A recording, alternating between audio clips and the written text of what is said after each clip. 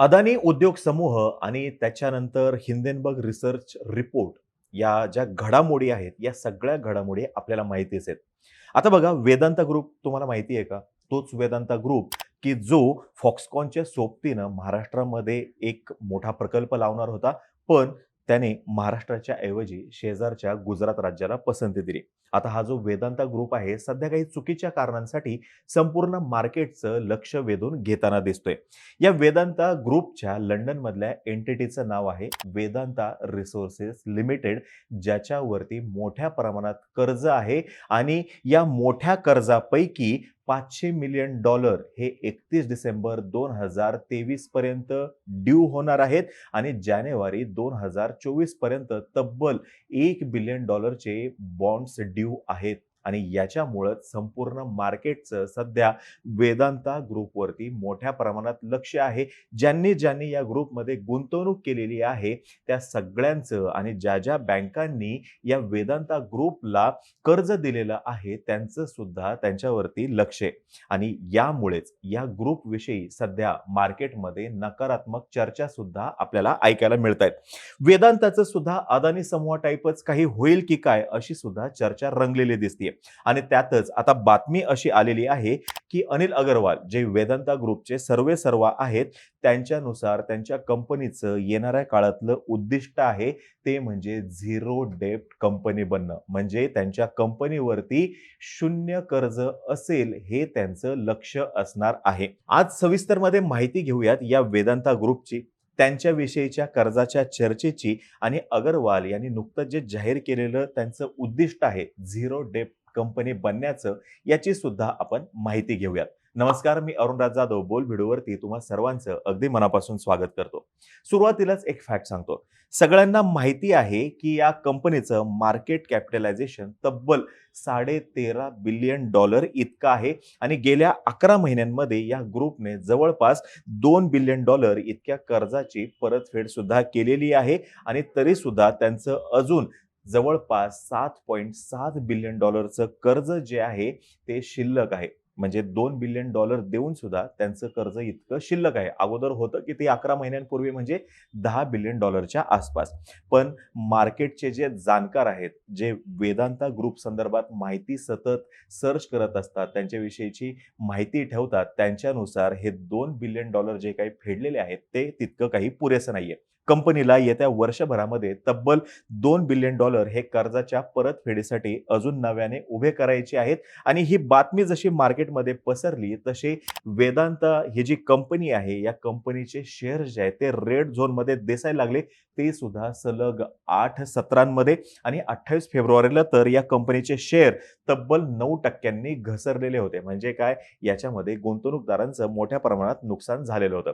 या वर्षी जानेवारीमध्ये म्हणजे 2023च्या जानेवारीमध्ये वेदांता लिमिटेडने त्यांचे जे काही सर्व भागधारक आहेत यांच्यासाठी डिव्हिडंड जाहीर केलेला होता. आणि कौतुकाची गोष्ट आहे आपल्या एखाद्या कंपनीनं डिव्हिडंड जाहीर करणं.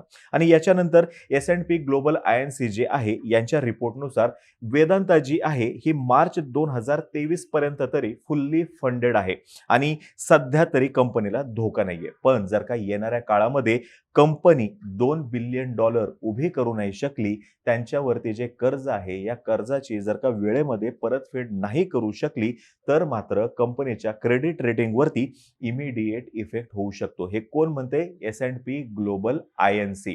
थोडंसं वेदांता ग्रुप समोरच्या अडचणी सांगतो की ज्याच्यामुळे मार्केटमध्ये त्यांच्याविषयीची निगेटिव्ह चर्चा होती. या कंपनीला त्यांचं लॉंग टर्मचं जे कर्ज आहे ते फेडायचंय, जे आहे जवळपास $14 बिलियन. 2022-23 या आर्थिक वर्षाच्या दुसऱ्या सहामाहीमध्ये या कंपनीला $1.2 बिलियन कर्ज परतफेड करायची आहे. 2023-24 मध्ये $4.1 बिलियन, 2024-25 मध्ये $3.9 बिलियन आणि 2025-26 मध्ये $4.7 बिलियन. आता हे जे काही परतफेड आहे ही आजच्या दिवशी जे या कंपनीवरती कर्ज आहे त्याच्यावरती असलेलं आहे हे प्रोजेक्शन. जर का येणाऱ्या काळामध्ये कंपनी अजून कर्ज घेतेय कर्ज परतफेड करण्यासाठी, तर हे प्रोजेक्शन 25, 26, 26, 27 असं सुद्धा होऊ शकतं. वेदांता ग्रुपमधल्या 2 प्रमुख उपकंपन्या आहेत. एक आहे वेदांता रिसोर्सेस आणि दुसरी आहे वेदांता लिमिटेड. वेदांता रिसोर्सेस जी आहे याच्यावरती $8 बिलियन कर्ज आहे आणि वेदांता लिमिटेडवरती $7 बिलियन अधिकचं कर्ज आहे, अशी माहिती जाणकार देतात.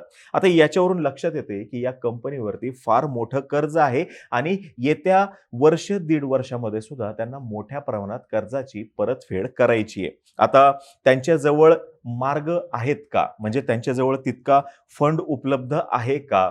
आणि जर का उपलब्ध नसेल तर कोणते मार्ग त्यांच्याजवळ उपलब्ध आहेत हेही जाणून घेणं इंटरेस्टिंग आहे. आता या कर्ज परतफेडीसाठीच असं म्हणलं जाते की हा ग्रुप त्यांचे साऊथ आफ्रिका आणि नामिबिया मधल्या ज्या काही खाणी आहेत या खाणीतून तब्बल $3 बिलियन येत्या 18 महिन्यांमध्ये उभं करणार आहे. आता हा निधी उभा केला जाणार आहे हिंदुस्तान झिंक लिमिटेडच्या माध्यमातून. म्हणजे $3 बिलियन 18 महिन्यांमध्ये उभे केले जाणार हिंदुस्तान झिंक लिमिटेडच्या माध्यमातून. आता या हिंदुस्तान झिंक लिमिटेडची स्टोरी सुद्धा इंटरेस्टिंग आहे बघा. हिंदुस्तान झिंक लिमिटेड मध्ये 64.92% इतकी मालकी आहे वेदांता ग्रुपचे मालक अनिल अगरवाल यांचीच.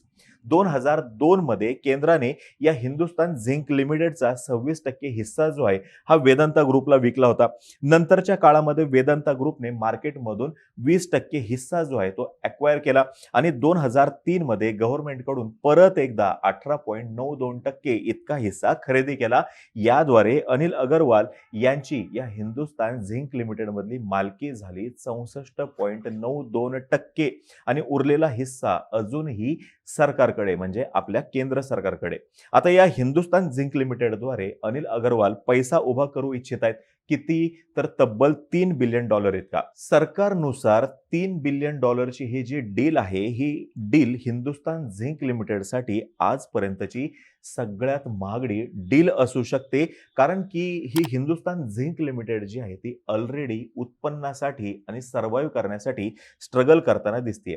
म्हणून बघा वेदांता ग्रुप जो आहे तो काय करणार आहे तर वेदांता ग्रुपच्या खाणी अनिल अगरवाल विकणार कोणाला? तर हिंदुस्तान झिंक लिमिटेडचे 64.92% स्टेक होल्डर अनिल अगरवाल यांनाच. म्हणजे इकडून इकडं. म्हणून ही स्टोरी भारी आहे असं मी तुम्हाला म्हणलं होतं. अर्थातच केंद्राचा या सर्व व्यवहारावरती तातडीने काही विश्वास बसलेला नाहीये. केंद्र सरकारचं म्हणणं असं आहे की तुम्ही नेमकं काय करणार आहात या संदर्भात थोडंसं आम्हाला कन्व्हिन्स करा आणि नेमकं काय आहे काय नाही हेही थोडंसं उलगडून सांगा असं आपल्या फायनान्स मिनिस्ट्रीद्वारे वेदांता ग्रुपला सातत्याने सांगितलं जाते. आता हे असं काहीतरी करणार आहेत हिंदुस्तान झिंक लिमिटेडच्या बाबतीत अशी अनाउन्समेंट झाली कधी? जानेवारीमध्ये आणि तेव्हापासून हिंदुस्तान झिंक लिमिटेडचे शेअर जे आहेत हे 15% घसरलेत. म्हणजे ऑलरेडी ही कंपनी गोत्यामध्ये होती आणि जशी ही अनाउन्समेंट झाली की इथून $3 बिलियन उभे केले जाणार तसे ह्या कंपनीचे अजून शेअर्स 15% घसरलेले दिसून येत आहेत. आता ही झाली समस्या. आता या समस्येवरती मार्ग काय?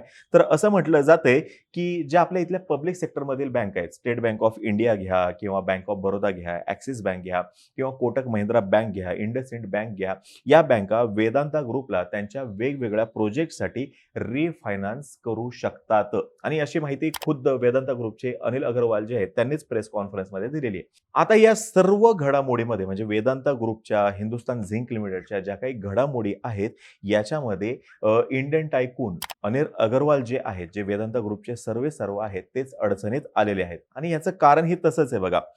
जानेवारी महिन्यामध्ये अदानी उद्योग समूहासंदर्भातला हिंडेनबर्ग रिसर्चचा रिपोर्ट आला आणि तेव्हापासून गौतम अदानी यांचं $236 बिलियन जे एम्पायर आहे हे एकाच महिन्यामध्ये जवळपास 3/5 ने कमी झालेलं आपल्याला दिसतंय. तितकं त्यांचं व्हॅल्युएशन कमी झालेलं आहे. यासोबतच रिझर्व्ह बँक ऑफ इंडिया जी आहे ही आपल्या भारतातील जे टॉपचे 20 बिझनेस हाऊसेस आहेत आणि ज्यांच्यावरती मोठ्या प्रमाणात कर्ज आहे या सर्व बिझनेस हाऊसेसवरती त्यांच्या एकूण सर्व व्यवहारांवरती अगदी बारीक लक्ष ठेवून आहे. वेदांता ग्रुपवरती जे एकूण कर्ज आहे या कर्जातील निम्म्यापेक्षा जास्त कर्ज हे परदेशातील बँकांनी दिलेलं आहे. पण तरी सुद्धा निम्म्यापेक्षा जास्त जरी दिलेलं असलं तरी सुद्धा काही का होईना भारतीय बँकांनी दिलेलं आहे आणि हीच चिंतेची बाब आहे. फायनान्शियल टाइम्सला दिलेल्या मुलाखतीमध्ये वेदांता ग्रुपचे सर्वेसर्वा अनिल अगरवाल म्हणाले की कंपनीवरती $13 बिलियन पेक्षा कमीचं कर्ज आहे आणि त्यामुळेच कंपनी कर्जमुक्त होणं हे काही खूप लांबचं असं लक्ष्य नाहीये, तर येणाऱ्या कालावधीमध्येच ते हे सर्व कर्ज फेडू शकतात. आता अनिल अगरवाल यांना या स्टेटमेंटमधून गुंतवणूकदारांचा विश्वास जिंकायचा आहे हे स्पष्टपणे दिसतंय. आता या मुलाखतीमध्ये अनिल अगरवाल यांनी हेही सांगितलं, की JP मॉर्गन आणि इतर ज्या बँका आहेत ते सुद्धा वेदांता ग्रुपला कर्ज देण्यासाठी इच्छुक आहेत.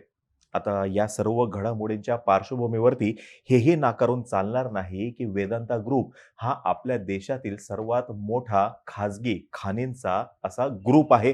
यासोबतच अनिल अगरवाल हे एक स्क्रॅपचे व्यापारी होते. स्क्रॅपच्या व्यापारापासून देशातील सर्वात मोठा खाजगी खाणींसंदर्भातला उद्योग समूह स्थापन करणं हा जो सगळा त्यांचा प्रवास आहे, हीच कदाचित त्यांच्यासाठीची जमेची बाजू आहे. तरी सुद्धा मार्केटला येणाऱ्या काळामध्ये वेदांता समूहाबद्दल अजून गंभीरपणे विचार करावा लागणार आहे, की नेमकं काय स्टँड घ्यायचं आहे ते. अगरवाल यांचा जो काही विश्वास आहे, की बाबा आम्हाला जे काही पैसे फेडायचे आहेत येणाऱ्या काळामध्ये किंवा येत्या वर्षभरामध्ये आम्हाला जे पैसे फेडायचे आहेत, ही अगदी क्षुल्लक रक्कम आहे. त्यांच्याच शब्दात जर का सांगायचं म्हणलं तर $1 billion is peanuts for us म्हणजे शेंगदाण्यासारखी गोष्ट आहे. अगदी सहजपणे आम्ही करू असा त्यांचा विश्वास आहे. आता अगरवाल यांचा हा जो विश्वास आहे तो त्यांच्या एकूण कर्जफेडीमध्ये सुद्धा दिसो हीच अपेक्षा सर्वसामान्य गुंतवणूकदार आणि या ग्रुपला कर्ज दिलेल्या जे कोणी संस्था आहेत किंवा ज्या कोणी बँका आहेत त्यांना सुद्धा दिसावा एवढीच या ठिकाणी अपेक्षा. आता तुम्हाला ही माहिती जर का आवडली असेल खाली कमेंट बॉक्समध्ये नक्की सांगा आणि आम्हा सर्वांची व्हिडिओ जास्तीत जास्त लोकांपर्यंत पोहोचवा आणि चॅनलला सबस्क्राईब करायला तेवढं विसरू नका. धन्यवाद.